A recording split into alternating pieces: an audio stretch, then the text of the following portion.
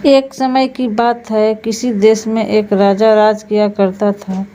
उसकी 12 राजकुमारियां थीं, जिनसे वह अपनी जान से भी ज़्यादा प्यार करता था। यही वजह थी कि राजा को सभी राजकुमारियों की सुरक्षा की बहुत चिंता रहती थी। राजकुमारियों के प्रति प्यार और चिंता के कारण राजा ने सभी राजकुमारियों के सोने का इंतजाम एक ही कमरे में कर रखा था। राजा के सोने के बाद सभी राजकुमारियों के कक्ष के बाहर ताला लगा दिया जाता था। इसके बावजूद हर रात राजकुमारियां नए जूते पहनकर सोती थी और अगली सुबह उनके जूते घिसे और फटे मिलते थे। सभी राजकुमारियों के रात भर कक्ष में रहने के बावजूद अगले दिन उनके जूते घिसे और फटे मिलना राजा को भी काफ़ी हैरान कर देता था। राजा ने इस बात की जानकारी के लिए कई प्रकार के प्रयास किए, लेकिन फिर भी इस रहस्य से पर्दा नहीं उठ पाया कि हर सुबह राजकुमारियों के नए जूते फटे और घिसे क्यों मिलते थे। एक रात की सच्चाई पता लगाने के लिए एक दिन राजा ने घोषणा करवा दी कि जो भी राजकुमारियों के इस रहस्य के बारे में जानकारी देगा, उसका विवाह उसी के साथ होगा। उस व्यक्ति की पसंद की अपनी किसी एक छोटी बेटी के साथ करवा देगा शादी। विवाह के साथ ही उस व्यक्ति को भविष्य में राजा भी बनाया जाएगा। इस प्रकार की घोषणा सुनकर कई राजकुमार ने प्रयास किया, लेकिन सभी असफल रहे। एक दिन उस राज्य में एक बहुत छोटे देश का राजकुमार गुजर रहा था, जो किसी के हाथों अपना राज्य गंवा चुका था। वह एक नदी के किनारे पहुंचकर जैसे ही अपने थैले से बचा हुआ खाना निकालकर खाने लगा, वैसे ही वहां पर एक बुढ़िया आ गई और राजकुमार से खाना मांगने लगी। राजकुमार ने बिना कुछ सोचे अपना भोजन उस बुढ़िया को दे दिया।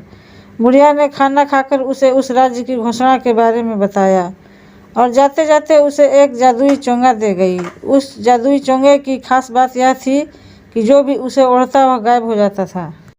राजा की घोषणा सुनने के बाद राजकुमार वह जादुई चोंगा लेकर राज दरबार पहुंच गया।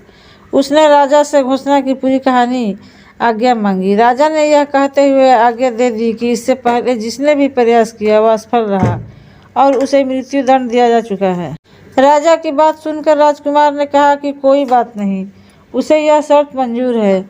फिर राजा ने उसे राजकुमारियों के बगल वाला कक्ष सोने के लिए दे दिया और उसके खाने पीने का बढ़िया इंतजाम किया गया। जब रात हो चली तो सोने के वक्त सबसे बड़ी राजकुमारी एक जूस से भरा गिलास लेकर आई। राजकुमार ने जूस ले लिया और राजकुमारी वहां से चली गई। राजकुमार ने जूस नहीं पिया और खिड़की से फेंक दिया। कुछ देर बाद सोने का नाटक करने लगा। जब राजकुमारियों को लगा कि राजकुमार सो चुका है तो सभी राजकुमारियां कहीं जाने की तैयारी करने लगी। इस बात का आभास होते ही राजकुमार ने चोंगा ओढ़ लिया और सभी राजकुमारियों के कमरे में जाकर राजकुमार ने देखा कि सभी राजकुमारियां सज धज कर कमरे में बीच में गोला बनाकर खड़ी हो गई और कुछ गुनगुनाने लगी।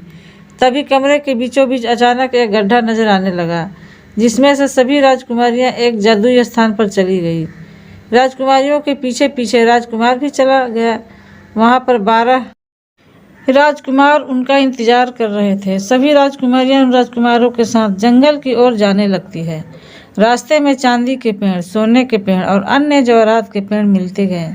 राजकुमार हर पेड़ से एक एक पत्ती तोड़कर अपने पास रख लेता। जंगल में कुछ दूर जाने के बाद एक महल दिखाई दिया। महल में जाने के बाद वहां अपने आप ही एक मधुर संगीत बजने लगा। उस मधुर संगीत की धुन पर सभी राजकुमारियां राजकुमारों के साथ नाचने लगी। उस धुन पर वह राजकुमार भी झूमने लगा।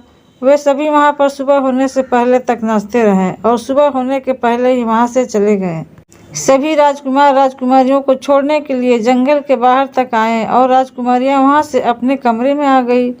राजकुमारियों के साथ ही चोंगा पहने हुए राजकुमार भी वहां आ गया और चुपके से अपने कमरे में चला गया।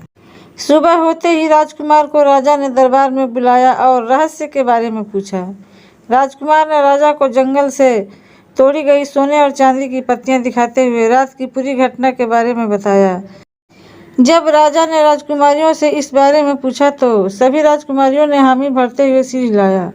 इस बात को सुनकर राजा ने राजकुमार की शादी उसकी पसंद की सबसे छोटी राजकुमारी के साथ करवा दी और उसे उस राज्य का राजा बना दिया। नया राजा अपनी रानी के साथ सुखपूर्वक रहने लगा।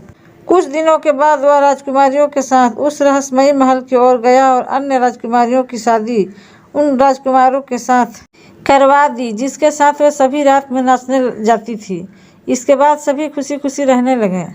हमेशा हमेशा मुश्किल समय में हिम्मत से काम लेना चाहिए और अपनी बुद्धि का इस्तेमाल करते हुए हर समस्या का हल निकालना चाहिए।